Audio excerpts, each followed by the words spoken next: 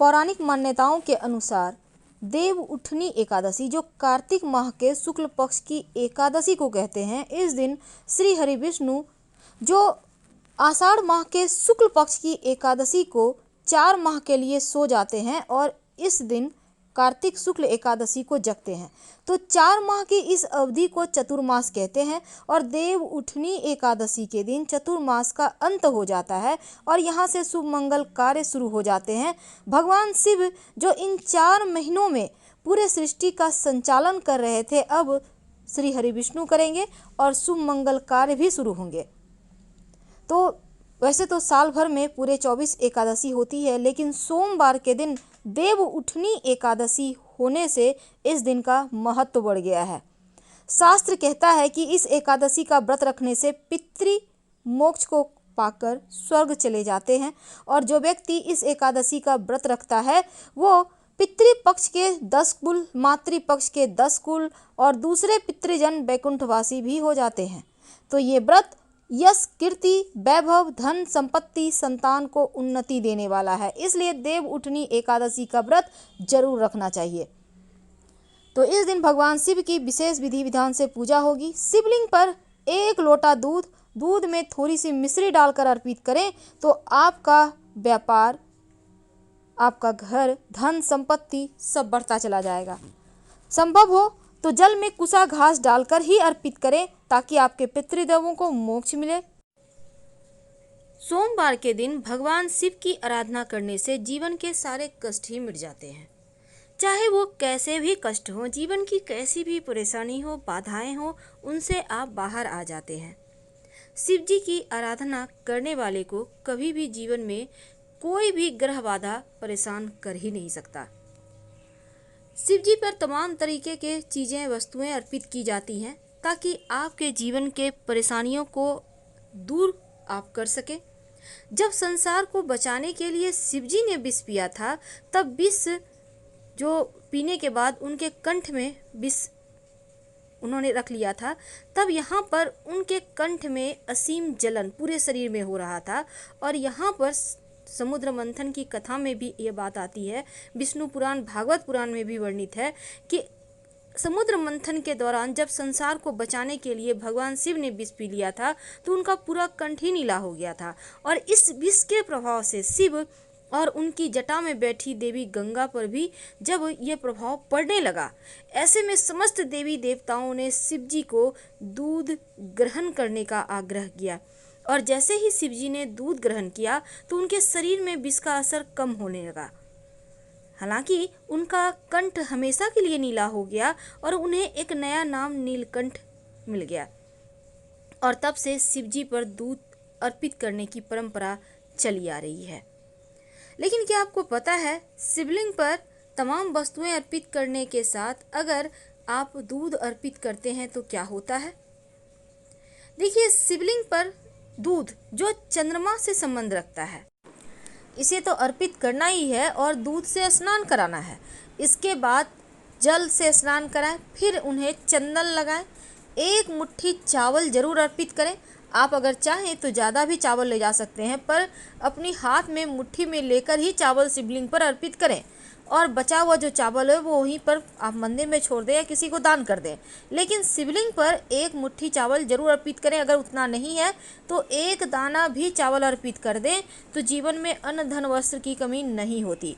इसके साथ ही भांग, सुपारी, बिल्वपत्र और धतूरा अर्पित करें। लेकिन जब सुपारी अर्पित कीजिएगा तो सुपारी में लाल कलावा यानी वस्त्र लपेट कर ही अर्पित करें, क्योंकि सुपारी को गणेश जी का स्वरूप माना जाता है।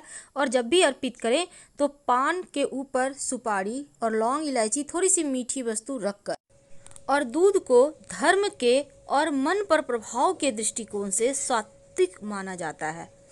और गाय का दूध सबसे ज़्यादा पवित्र होता है, इसलिए शिव जी को अगर आप रुद्राभिषेक करते हैं तो दूध से कीजिए, आपकी समस्त मनोकामनाएं पूरी हो जाएगी।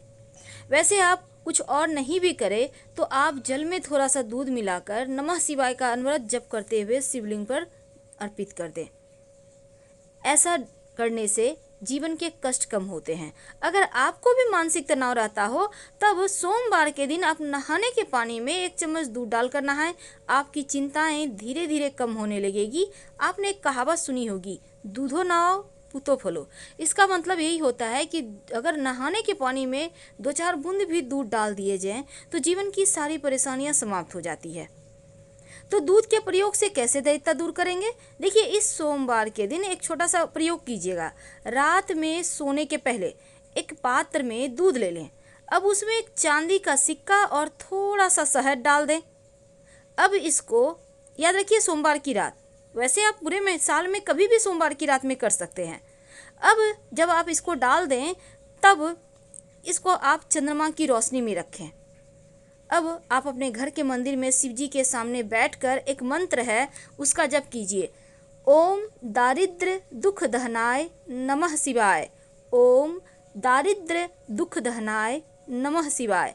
इसके बाद मंत्र जप करने के बाद इस दूध को प्रसाद के रूप में ग्रहण करें। अगर आप कर्जों से परेशान हैं, जीवन में समस्याएं एक के बाद एक परेशान करें, धन की समस्या बहुत ज़्यादा है, तब एक बार बटकेश्वर महादेव के शरण में आ जाएं। कर्जों से की समस्या से, धन की परेशानी से आसानी से आप बाहर निकल आएंगे। पर यह प्रयोग जब भी करें 3 सोमवार कीजिएगा। सबसे पहली बात तो बट का वृक्ष यानी बरगद का पेड़ आपके घर के आसपास है तो वहीं पर आपको जाना होगा। सोमवार के दिन ये प्रयोग करना है, लगातार 3 सोमवार करना है। 1 लोटा जल में 1 चुटकी पिसा हुआ चावल, 1 चुटकी हल्दी लेकर आप किसी भी बरगद के पेड़ के नीचे चले जाएं और वहां पर जल अर्पित करें और बटकेश्वर महादेव को प्रणाम करें। यानी जल अर्पित करना है जड़ में, लेकिन प्रणाम करना है बटकेश्वर महादेव को। इसके बाद थोड़ा सा जड़ उससे वहां पर से पेड़ से तोड़कर ले आएं। अब इस जड़ को आप लाल धागे के सहारे बांधकर अपने पॉकेट में रख लें, पर्स में रख लें, अपने बैग में रख लें, या आप चाहें तो अपने व्यवसाय स्थल पर रख लें। आप चाहें तो गले या बाह में धारण कर सकते हैं। धन की मुश्किलें भी दूर होगी, कर्जों की समस्या से मुक्ति मिल जाएगी। आइए अब जानते हैं एक छोटा सा प्रयोग जो जीवन के सारे कष्टों को धर लेगा, दूर कर देगा। कई बार क्या होता है, शत्रु बहुत परेशान करते हैं, आप हार चुके होते हैं कि क्या करें, कैसे भगवान हम इस परेशानी से बाहर निकलें, कैसे हम तमाम बंधनों से मुक्त हो जाएं। इस मोह माया जाल में हम इस कदर फंस जाते हैं कि कभी कभी बहुत ज़्यादा उलझनें होती हैं, समझ में नहीं आता कौन अपना है कौन पराया, क्योंकि हर कोई हर किसी के साथ गेम खेल रहा होता है। लेकिन फिर भी हम उन्हीं रिश्तों को निभाना जानते हैं क्योंकि हमारी परंपरा ही ऐसी है। तो चलिए अब हम जानते हैं सिंपल तरीके से कैसे दुश्मनों से मुक्ति पाएं। देखिए, आप किसी भी सोमवार को ये उपाय कर सकते हैं। आपको चाहिए होगा 11 काली मिर्च और थोड़ा सा कच्चा दूध। तो काली मिर्च को कूट कर उसका पाउडर बना लें, कच्चा दूध में मिलाकर इसको शिवलिंग पर अर्पित कर दें। ऐसा करने से शत्रु विरोधी शांत हो जाते हैं। यह प्रयोग 3 सोमवार लगातार कीजिएगा। तो चलिए अब जानते हैं कि शिवजी पर अपनी मन्नत को पूरी करने के लिए आप क्या अर्पित करें। तो सबसे पहली बात देखिए, जब आप शिवजी पर चावल अर्पित करते हैं, यानी याद रखिएगा टूटा हुआ चावल ना हो, कर्जों से मुक्ति मिलती है। और चावल से, पके हुए चावल से शिवलिंग का श्रृंगार करें तो मंगल दोष दूर होता है। जौ अर्पित करने से घर में सुख शांति रहती है, तो शिवलिंग पर आप जौ अर्पित कर सकते हैं। और फिर देखिए, अरहर की दाल भी अर्पित की जाती है। माना जाता है कि अगर शिवलिंग पर आप अरहर की दाल या अरहर के पत्ते अर्पित करें तो धन और ऐश्वर्य की कमी जीवन में कभी नहीं होती, दिन ब दिन बढ़ता ही चला जाता है। और अगर मूंग की दाल अर्पित करें या हरा मूंग अर्पित करें तो ऐसा करने से बुद्ध आपका बेहतर होता है और आपके सभी कार्य जल्दी जल्दी पूरे होते हैं। शहद अर्पित करें तो शत्रु विरोधी शांत होते हैं। अगर चीनी अर्पित करें तो जीवन के दुखों का नाश होता है, दरिद्रता समाप्त होती है। काला तिल अर्पित करें तो घर में पारिवारिक कलह कलेश दूर हो जाती है, शनिदेव की बाधाएं शांत होती है और जनेऊ अर्पित करने से हर कार्य में सफलता मिलती है। ये तो थी शिव जी को प्रसन्न करने का सिंपल सा प्रयोग जो आप किसी भी सोमवार के दिन कर सकते हैं और आपको इसके रिजल्ट हाथों हाथ मिलेंगे। जीवन के तमाम कष्टों से बाहर निकलने के लिए आप शिव जी के शरण में ही आइए, क्योंकि भगवान शिव को अजन्मा अविनाशी माना गया है और भगवान शिव सभी देवताओं से अलग मंदिर में शिवलिंग के रूप में पाए जाते हैं। और इसीलिए जब भी आप उनकी आरती करें शिव जी की, तो 1, 5, 7, 11 या 21 बातियां रखकर ही आरती करें, या आप चाहें तो कपूर से भी आरती कर सकते हैं। जब भी शिव जी की आरती करें, ओम की आकृति बनाकर ही आरती करें। ऐसा करने से जीवन के कष्ट कम होते हैं, सुख शांति बढ़ती है। शिव जी की पूजा में दक्षिणा जरूर अर्पित किए जाते हैं।